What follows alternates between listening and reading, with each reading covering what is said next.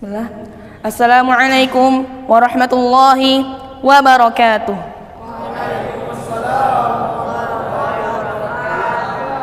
Innal hamdalillah nahmaduhu wa nasta'inuhu wa nastaghfiruh wa na'udzu billahi min syururi anfusina wa min sayyiati a'malina wa may yahdihillahu fala mudilla lahu wa may yudlilhu fala hadiya.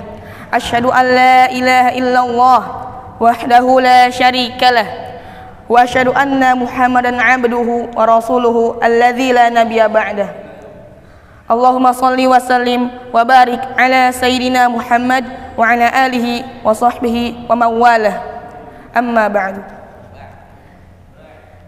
Hadirin, segala puji dan syukur kehadirat Allah Subhanahu wa taala yang telah melimpahkan rahmat dan hidayahnya sehingga kita dapat berkumpul dalam keadaan sehat walafiat. Salawat berbingkaikan salam senantiasa tercurahkan kepada Nabi Allah, Nabi besar, Nabi agung, Nabi Muhammad sallallahu alaihi wasallam yang telah membimbing kita dari zaman jahiliyah menuju zaman Islamiyah. Hadirin rahimakumullah.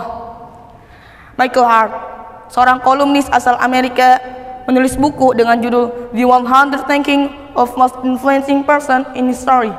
Artinya 100 tokoh besar yang sangat berpengaruh sepanjang sejarah peradaban manusia. Termasuk di dalamnya ada Adolf Hitler, pencetus gerakan Nazi Jerman, Mahatma Gandhi, pencetus gerakan Satyagraha India, Julius Caesar, pencetus Veni Vidi Vici, dan tokoh-tokoh besar lainnya. Namun, di antara sederetan tokoh tersebut, Michael Hart mendapatkan baginda Rasulullah SAW pada urutan pertama sebagai tokoh yang sangat berpengaruh di dunia, sehingga kebesaran beliau diabadikan di dalam ensiklopedia Britannica sebagai the most successful of all prophets and all religious personalities, sebagai pemimpin yang paling sukses di antara para nabi, pemimpin agama, dan para pemimpin lainnya dalam membangun peradaban manusia sedunia. Hadirin, melihat betapa pentingnya meneladani sikap dan sifat Nabi Muhammad SAW, khususnya dalam membangun masyarakat madani, maka kepemimpinan Rasulullah SAW dalam membangun masyarakat madani adalah tema yang akan kita bahas pada pertemuan kali ini dengan landasan Quran surat Al-Jumu'ah ayat 2 yang berbunyi, A'udzu billahi minasy syaithanir rajim. Bismillahirrahmanirrahim. Huwallazi ba'atsa fil ummiyina rasulan minhum yatlū 'alaihim ayatihi wa yuzakkihim wa yu'allimuhumul kitaba wal hikmata wa in kanu min qablu lafi dhalalin mubin. Artinya, dialah yang mengutus seorang rasul kepada suatu kaum yang buta huruf dari golongan mereka sendiri, yang membacakan kepada mereka ayat-ayatnya, mensucikan jiwanya, dan mengajarkan kepada mereka kitab dan hikmah. Meskipun sebelumnya mereka benar-benar berada dalam kesesatan yang nyata. Hadirin, menurut Dr. Muhammad Sulaiman Al-Asqari, kondisi bangsa Arab yang sebagian besar bukan hanya tak mampu membaca dan menulis, tetapi mereka tenggelam ke dalam kehidupan jahiliyah secara total. Keborokan moral di mana-mana. Dalam bidang hukum muncul law of jungle to be polity of people. Hukum rimba menjadi peradaban. Dalam kehidupan sosial marak mabuk-mabukan. Dalam bidang pemerintah, etnis dan golongan dikedepankan, sehingga orang kaya memangsa yang miskin, orang pintar memangsa yang bodoh, dan orang kuat menghantam yang lemah. Dalam kondisi seperti itu, Rasul tampil sebagai sosok yang diwarisi jiwa kepemimpinan dan mengemban 4 misi utama. Pertama, misi tilawah, membacakan ayat-ayat Allah. Kedua, misi tazkiyah, membersihkan segala bentuk kekufuran. Ketiga, misi ta'alim, mengajarkan Al-Quran sebagai pedoman referensi. Al-Quran is the only thing that can lead man to happiness. Al-Quran adalah satu-satunya petunjuk yang mampu mengantarkan manusia menuju kebahagiaan. Keempat, menampilkan sunnah. Hadirin yang berbahagia,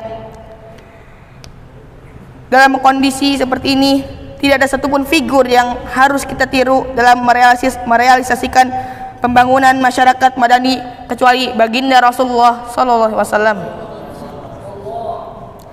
Abu A'la Al-Maududi dalam The Prophet Islam mengatakan, Nabi Muhammad adalah satu-satunya contoh terlengkap semua keunggulan terkumpul dalam diri seorang pribadi.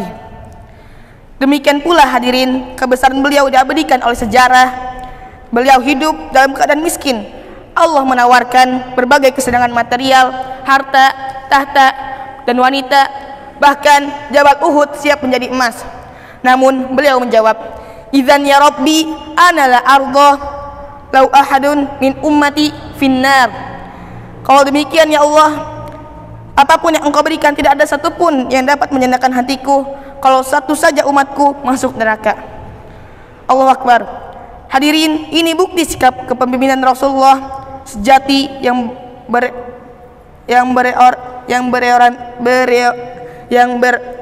berorientasikan umat, sebagaimana kaidah mengatakan kepentingan umum lebih diprioritaskan di atas kepentingan pribadi dan golongan. Tapi sebaliknya, kalau pemimpin yang hanya mengatasnamakan rakyat namun tidak berorientasikan rakyat, di depan rakyat dia menyajikan janji-janji manis, mendendangkan lagu-lagu mesra, tapi di belakang rakyat dia tidak segan mencekik dan menghisap darah rakyatnya. Akibatnya kita lihat Rumania ketika dipimpin oleh Nicolas Ceausescu, pemimpinnya foya-foya tapi rakyatnya sengsara. Iran ketika dipimpin oleh Reza Pahlavi, pemimpinnya megah, rakyatnya susah. Prancis ketika dipimpin Louis XVI dan Ratu Maria, pemimpinnya makmur, rakyatnya hancur tersungkur. Timbul pertanyaan, bagaimana sikap beliau dalam membangun peradaban masyarakat madani?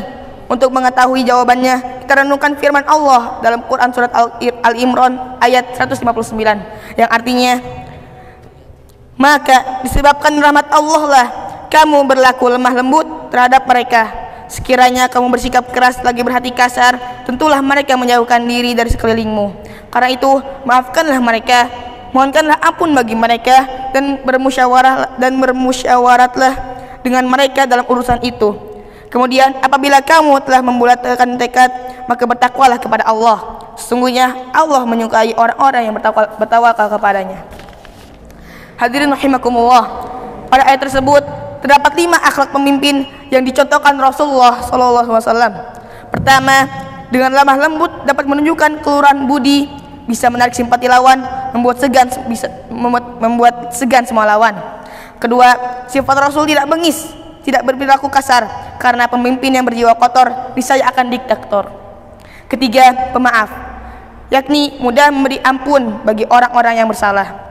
Keempat, Rasul sangat senang bermusyawarah, tidak otoriter, yang siap dikritik keliru. Kelima, beliau berkomitmen setelah mematapkan planning dalam suatu kegiatan lalu bertawakal kepada Allah. Itulah hadirin sikap dan sifat Rasul memiliki menciptakan peradaban manusia. Dengan demikian, pembangunan di negara ini hanya akan bergulir dengan baik jika dalam mekanisme pembangunannya mencontoh kepribadian Rasul, dan orang yang dapat mencontoh beliau hanyalah orang-orang yang beriman, sehingga kita sebagai rakyat Indonesia dapat segera menyempurnakan iman kita sehingga berhasillah kita dalam membentuk dan membangun negara ini menuju masyarakat yang madani. Amin ya rabbal alamin. Terima kasih, hanya itu yang dapat saya sampaikan. Wassalamualaikum warahmatullahi wabarakatuh.